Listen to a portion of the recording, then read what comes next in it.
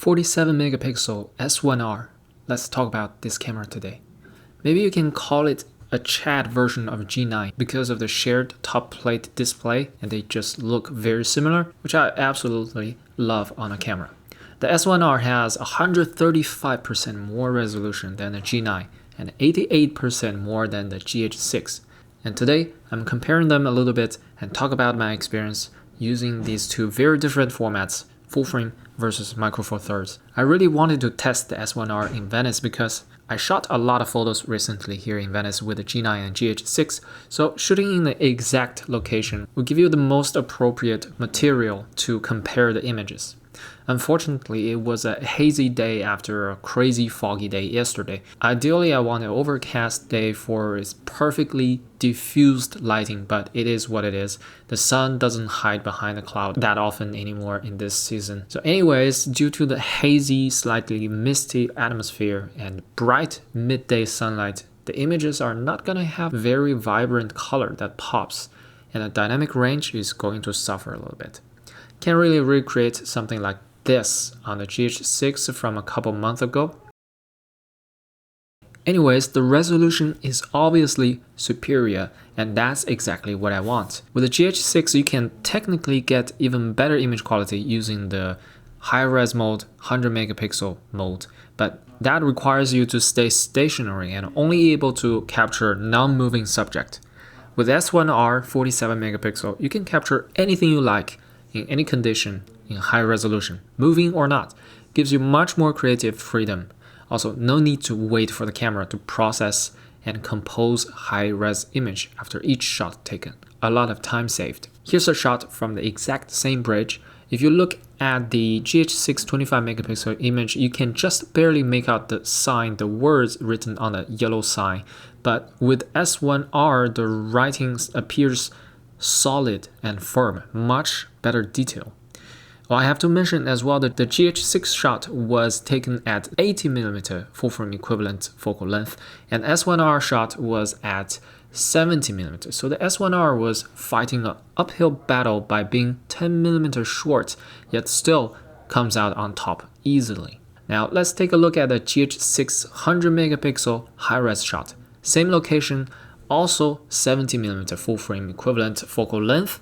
This time, they are much more comparable. With handheld high-res mode, a lot of variables that could affect image quality will be introduced into the equation, such as any slight movement of the subject, how steady you are holding the camera, shifting of lighting condition, all of which are barriers to overcome if you want a clean 100 megapixel image.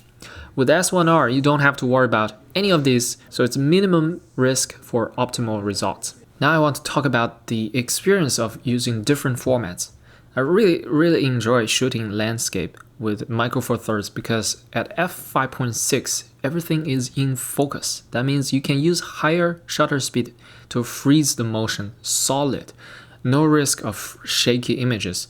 With full frame, especially at high resolution full frame camera, it is completely different. In order to make sure everything in a frame is in focus, you have to stop down the aperture to f8 and beyond. That means a lot less light, and my shutter speed hover around 1/100th of a second during bright daylight, which is not what I'm comfortable with. Any fast-moving objects will be blurred, and if I'm not careful, if I'm a little bit shaky with my hand, then the whole image could easily be completely blurry. Maybe I need to crank up the ISO next time, but that technically will reduce the dynamic range of S1R, and that's not what you want in this kind of a contrasty lighting condition like today. Same argument goes for low light scenarios. With micro four thirds, you can shoot at f2.8, for example, and have everything in focus in low light. But with full frame, a lot of stuff will be out of focus due to the shallow depth of field. In a way, micro four thirds is better in low light than full frame, depending on what you shoot. So yes, both systems have their advantages and disadvantages. I'll keep exploring them both. So far, I'm really liking the S1R for its photo capability.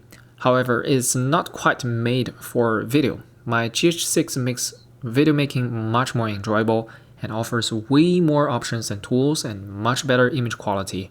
So I'm sticking to GH6 for video. That's very obvious. The fact that S1R is not as strong a video camera actually liberates me from years of a dilemma of choosing the perfect hybrid camera, from the Sony a6300 to a7R II to a7S II to GH5 to G9 to GH6 now. What a journey I've made over the past 6 years. But what I never realized was I didn't need a perfect hybrid camera. I needed a perfect video camera, aka the GH6, and a perfect photo camera, aka the S1R. It makes the creative process much more decisive and never have to hesitate between shooting video or photo. When I hold the S1R in my hand, I shoot photo.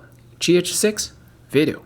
Simple as that. It is liberating to have distinct functions for different tools so that your brain can fully engage in the image creating process instead of worrying about which tool to pick. Anyways, that's it. If you want to see more sample images from the S1R, you can subscribe to my channel and see future videos, or you can check out my last video. It's a collection of photos I've taken on my trip to Rovereto. Thanks for watching. Bye.